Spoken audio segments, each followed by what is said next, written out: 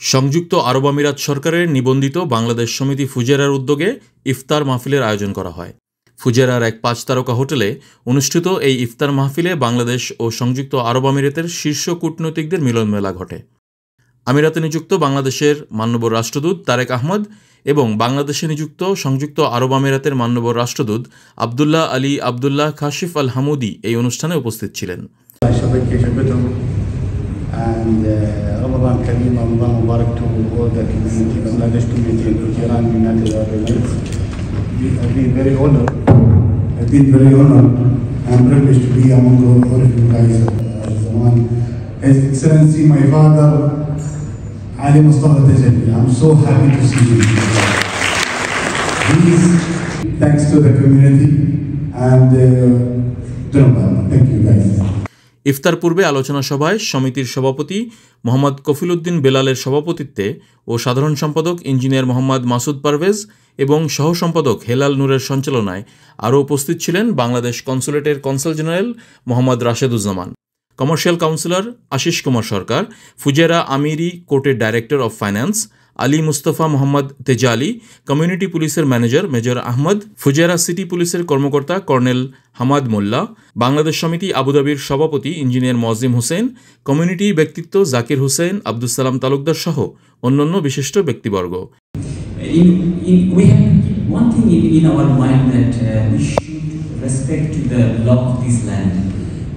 Whether it is United Arab Emirates or Saudi Arabia, wherever we are visiting, we should respect the law of the citizen, law of the country, law of the land.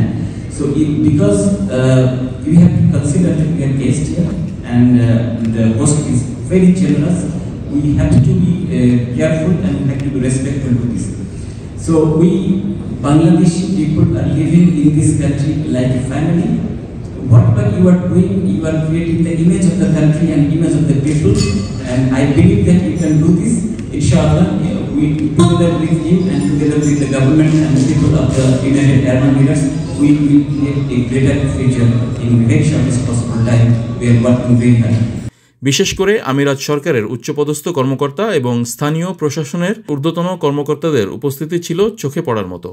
ফুজেরাতে বসবাসরত প্রায় 70,000 বাংলাদেশি নাগরিকের কল্যাণে এই সংস্থাটি passport ও consular পরিষেবা প্রদান করে আসছে।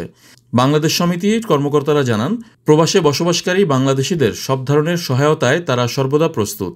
তারা আরও জানান, ফুজেরাতে বসবাসরত বাংলাদেশি নাগরিকদের বিভিন্ন সমস্যা সমাধানে তারা নিয়মিতভাবে কাজ করে যাচ্ছেন। বিশেষ করে পাসপোর্ট ও কনসুলার সেবা প্রদানের মাধ্যমে তারা প্রবাসীদের সহযোগিতার চেষ্টা করে যাচ্ছেন। আমরা দুই দেশেরই নাগরিকরা উপস্থিত ছিলেন, বিশেষ করে সংযুক্ত আরব আমিরাতের সরকারের ঊর্ধ্বতন কর্মকর্তা বৃন্দগণ এবং সংযুক্ত আরব আমিরাতের ঢাকায় নিযুক্ত রাষ্ট্রদূত এবং বাংলাদেশের রাষ্ট্রদূত মহোদয় উপস্থিত ছিলেন, কনসাল জেনারেল মহোদয় উপস্থিত ছিলেন। আমরা বাংলাদেশ সমিতি ফুজেরার পক্ষ থেকে সবসময় চেষ্টা করি কমিউনিটির গ্যাদারিং। এখানে শুধু বাংলাদেশিরাই থাকবে বিষয়টা তা না, অত্র এলাকার যে হাই অফিসিয়াল আছেন সংযুক্ত আরব আমিরাতের তাদেরকেও আমরা রাখার চেষ্টা করি একসাথে প্রোগ্রামে। এতে একটা সেতু বন্ধন তৈরি হয় মত বিনিময়ের মাধ্যমে, বা অনেক সমস্যার একটা আশু সমাধান বের হয়ে আসে। সংগঠনের নেতৃবৃন্দরা আরও বলেন, তারা ফুজেরাতে বসবাসরত প্রতিটি বাংলাদেশি নাগরিকের পাশে দাঁড়াতে চায়। তাদের লক্ষ্য হল প্রবাসীদের যে কোনো প্রয়োজনে সহায়তা করা এবং তাদের জীবনযাত্রার মান উন্নত করা। অনুষ্ঠানে বাংলাদেশ সমিতির সদস্যরা ফুজেরাতে বসবাসরত বাংলাদেশিদের বিভিন্ন সমস্যা ও সম্ভাবনা নিয়ে আলোচনা করেন। প্রবাসীরা সমিতির এই উদ্যোগকে স্বাগত জানিয়েছেন। তারা আশা প্রকাশ করেন ভবিষ্যতে আরও বেশি করে তাদের কল্যাণে কাজ করবে।